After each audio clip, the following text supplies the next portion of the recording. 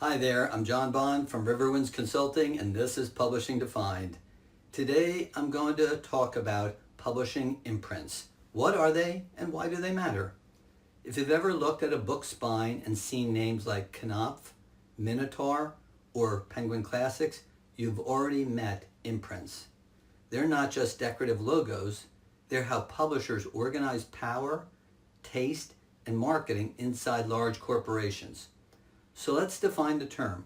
A publishing imprint is a trade or brand name under which a publishing company releases books.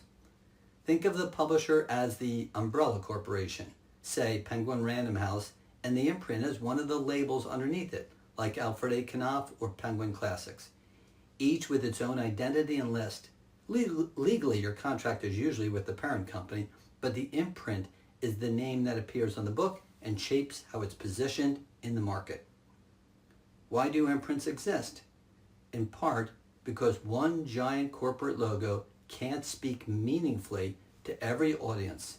Imprints act as specialized brands. One might focus on literary fiction, another on commercial thrillers, another on children's books. Each imprint develops a reputation and a readership. When a reader sees that logo, they have an idea of that flavor and the quality they can expect. Inside big houses, the structure often looks like this. Publisher at the top, then divisions, then multiple imprints under each division.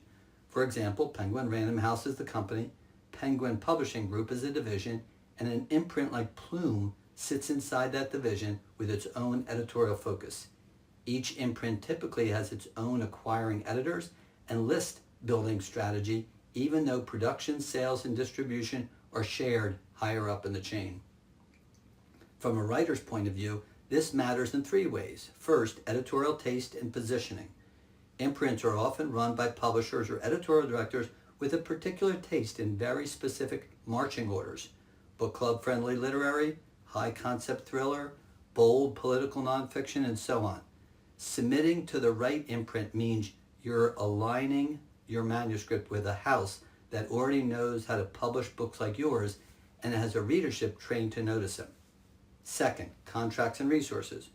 While the corporate parent controls the overall contract framework, different imprints can have different norms for advances, marketing expectations, and how hard they push certain titles.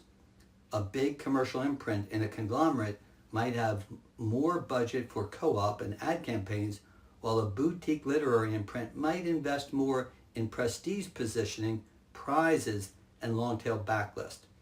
Knowing which imprint you're dealing with can help give you clues about the support your book is likely to receive. Third, branding and career signaling. For authors, the imprint on your spine becomes the part of your professional identity. Saying, I'm published by St. Martin's Press or by Knopf is shorthand for a certain list and aesthetic, even though both roll up into larger companies. Over time, being associated with a particular imprint can help you build a coherent brand, especially if that imprint consistently cultivates the kind of work you do. Imprints aren't just for the big five publishers either.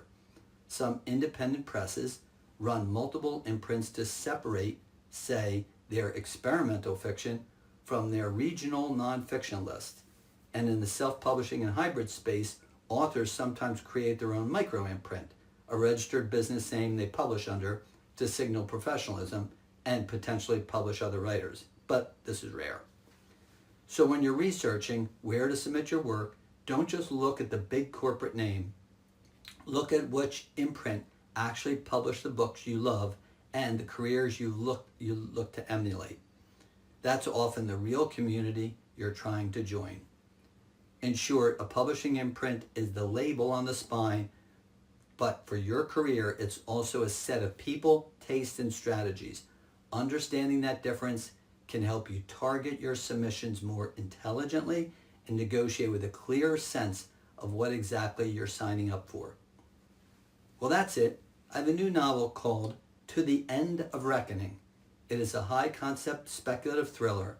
What if a film existed of every major historical event?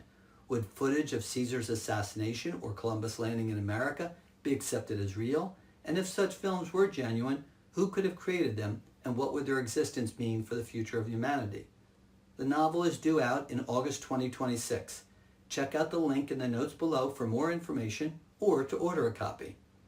Hit the like button below if you enjoyed this video. Please subscribe to my YouTube channel. Reach out to me at riverwindsconsulting.com with your questions and make comments below. Thanks so much and take care.